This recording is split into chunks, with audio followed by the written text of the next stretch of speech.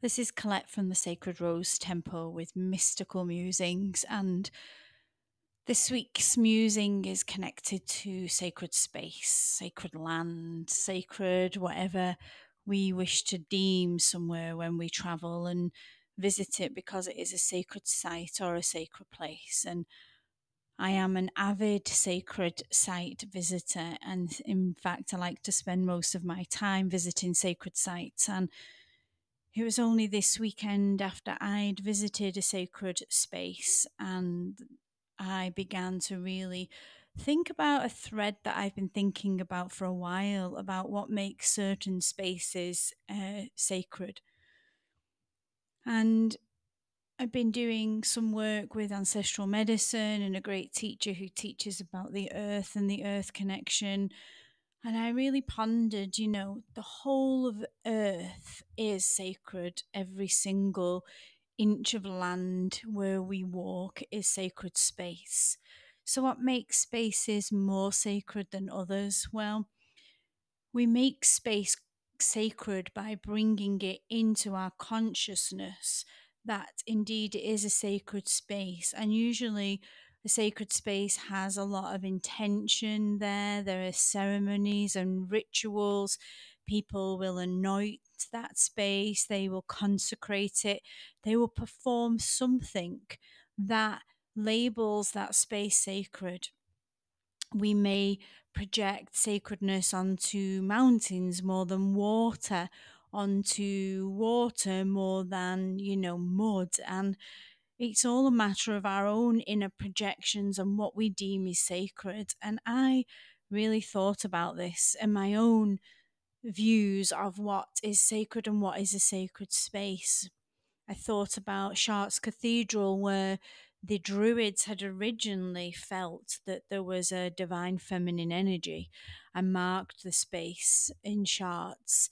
And eventually, many centuries later, a cathedral was built to mark such a space. So, again, a human projection of a building, a ceremony, an event, something that marks the space as sacred. And it had me thinking, imagine if we all consecrated every single inch of the world we live upon. And I do believe that there's not an inch of this world that isn't sacred. It's so all divine. Every tree, every flower, every plant, every inch of gravel is sacred. And so this musing really is to get you all to think about how you project in your own space, whether it's sacred or not. And I was thinking about my own childhood being brought up on a council estate. And I thought, that space would never be sacred. But of course, the harmonics and the frequency of that estate would not be when everybody thought that it wasn't a sacred space. What if everybody in my neighborhood had consecrated that area, had begun to treat it like sacred space? Then, of course, the frequency of that place would have changed. So I'm bringing this musing to you because I want you to reflect on your own home, maybe even the room you're in now, if you just take a moment to breathe and connect to the place that you are. If it's your home, your office, your bedroom, how could you make this space sacred?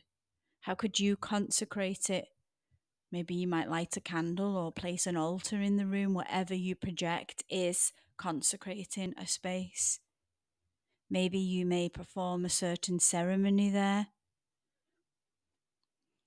And I think it's really important that we begin to feel like this. And, we could extend that into our home, the whole home. This whole home is a sacred space. How do I create that? And my whole garden is a sacred space. And how do I create that? And I have very much done that here at Le Temple de la Rose. The whole house has been turned into my own sacred space. Each room has an altar. It has a symbol of my devotion. It has a candle. I smudge the rooms. I put plants in all the rooms. The same with the garden. As soon as I began to hold ceremony on the garden and consecrate it as a holy space, as a sacred space, more things began to happen on the land. Springs began to spring from the ground. A well appeared, a rock face, a cave.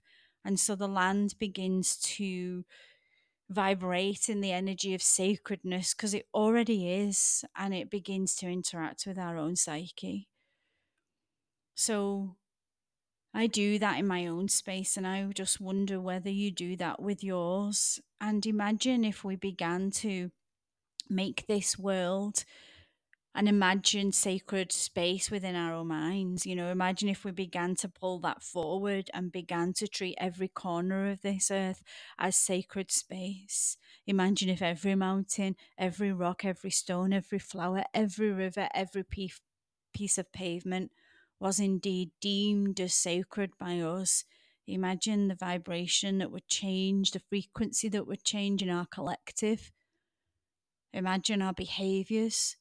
Because we behave differently in sacred space, we go slower, we observe more, we change our behavior, our language, even the way we might speak to others.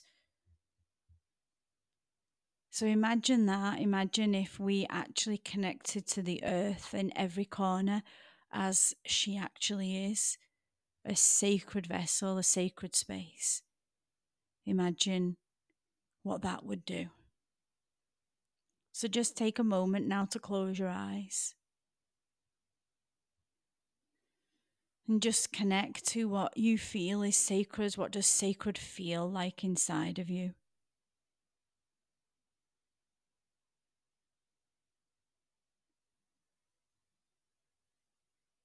And then begin to feel the room you're in and your home. And start with that first, the room, if you want to begin there, or maybe your entire home as a sacred space. And what might you do to bring that space into a more visual, conscious connection to the sacred? And be guided by your own beliefs, be guided by what you feel is right. And just begin to imagine that that is happening in your home. For example, candles being lit, incense, an altar. These are all my own projections. And begin to feel how the energy might change in that space. How you might feel in that space.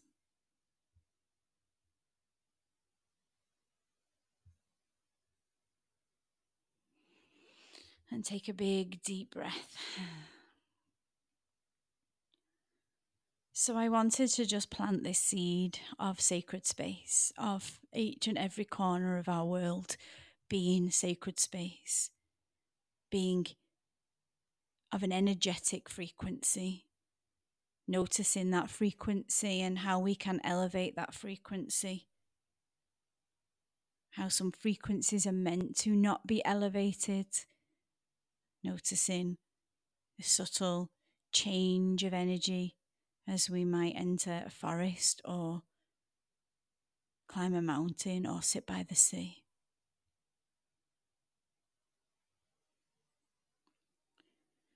So thank you for listening to this musing, and I hope it brings you something to work with. And may your space be sacred. Bye for now.